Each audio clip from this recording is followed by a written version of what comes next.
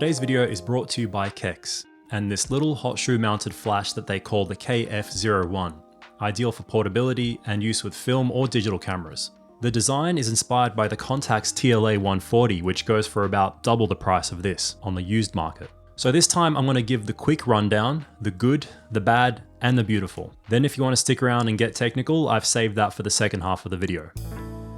Alright, so starting with the good. The KF01 is well designed, slick, compact, and functional.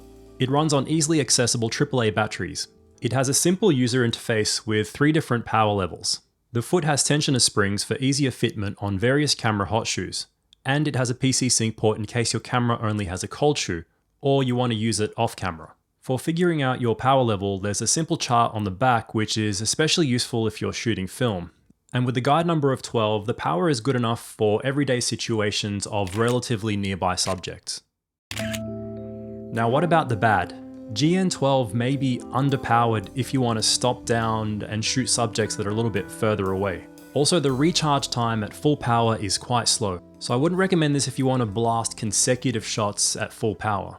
Because of the minimal design, the unlabeled switches and infographic color coding might be confusing for some. Lastly, the LED indicator lights are distractingly bright on my copy, but I've been told that this is resolved in later batches. The KF01 has an aesthetically pleasing design with a metal body. It comes in 2 color options and looks great on a variety of cameras. The aluminium body feels solid and the buttons and power switch have a nice tactile feel. The minimal design separates this from the majority of competing options out there on the market, and a lot of the old secondhand plastic flashes. So basically, if you want something pretty that fits in your pocket, this is probably it.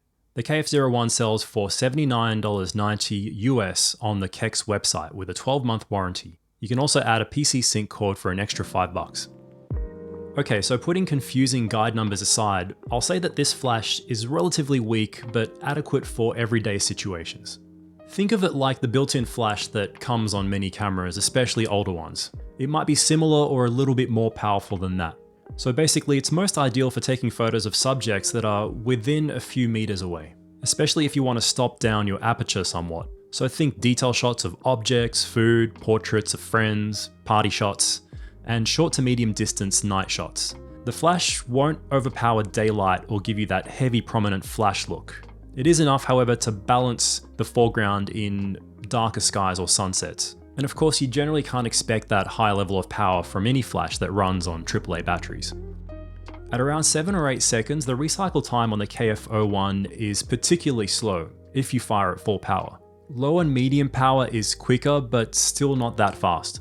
This makes it fine for everyday situations where you are in no rush to take the next shot. However, 8 seconds is suboptimal if you're doing any serious work or fast street photography. When firing the flash at full power on the street, anything beyond 3 or 4 seconds is too long and the moment is likely gone. Of course, it depends on the type of street photography you're doing. Either way, this is a factor to consider depending on how you plan to use the flash. I would put it solidly in the casual category with some utility in the enthusiast bracket. The design is the highlight of the KF01. I think that was the intention by Kex, and it shows. They wanted to make something appealing, minimal, and simple to use. It especially suits film shooters who are not likely to be firing through fast consecutive shots. Being a manual flash with no TTL or auto modes, the exposure chart on the back is a perfect addition. It's a bit easier to read than the cryptic tables on many of the old options, and it has a smart color coding system. However, it will still take time for most people to interpret the chart and remember the button layout. For example, my default instinct was that the high-powered white color-coded mode would be on the right-hand side of the button selection, as it is on the chart above.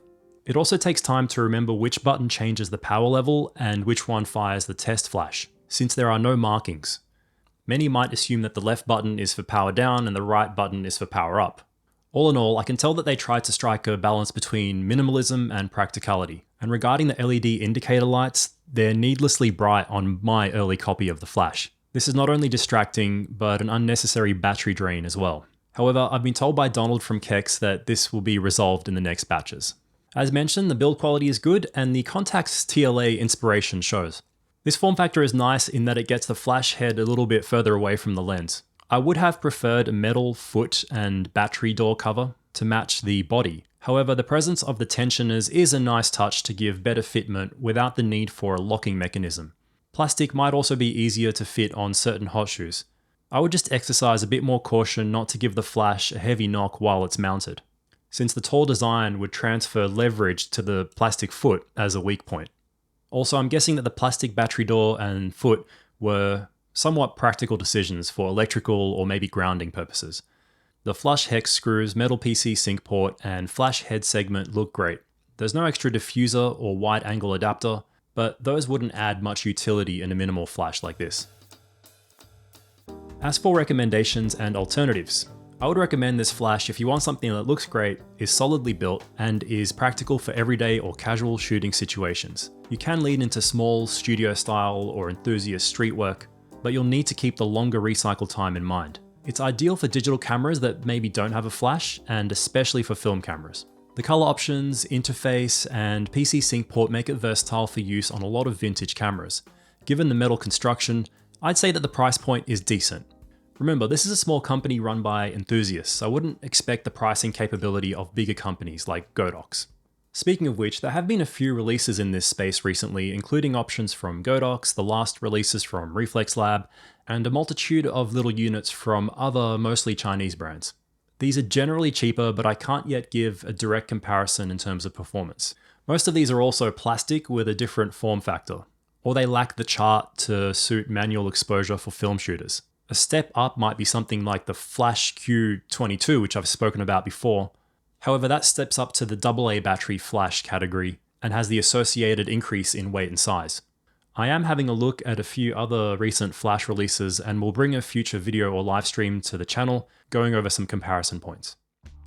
Okay, so to summarize, the KF-01 is a great little addition to the market, and if you've seen my video on the Kex KM-02, you know I'm a fan of how they're trying to innovate, do something different, and really think of the user interface. It shows that they're inspired by film, and I'm guessing a lot of the people from Kex are film shooters and are really targeting the demographic, which until the last few years wasn't catered for as much. So sure, it has its downsides. I've gone over the good and bad, but what it makes me think is that I would love to see either a follow-up to this flash with some improvements to the things that I've spoken about, like the power, the recycling time, and some of those other points. But even better yet, it might be cool to see a premium version. Because of the price point of this coming in at a relatively medium price, $79, I think a lot of people would pay $150 or $200 for a more premium version, let's say with an all metal construction, with more power levels that you could select from. But yeah, great effort with the KF-01. Head to their website if you want more information. I'll put a link in the description of this video. Thank you to Kex, and thank you for watching. I'll see you in the next video.